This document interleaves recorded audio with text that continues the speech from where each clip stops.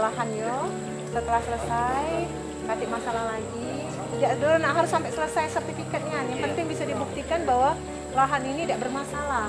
Sehingga kakek bisa dicarikan bantuannya, ya. Yang tinggal Gunanya tuh kalau misalnya kita nak bersih-bersih gedang ini. benar.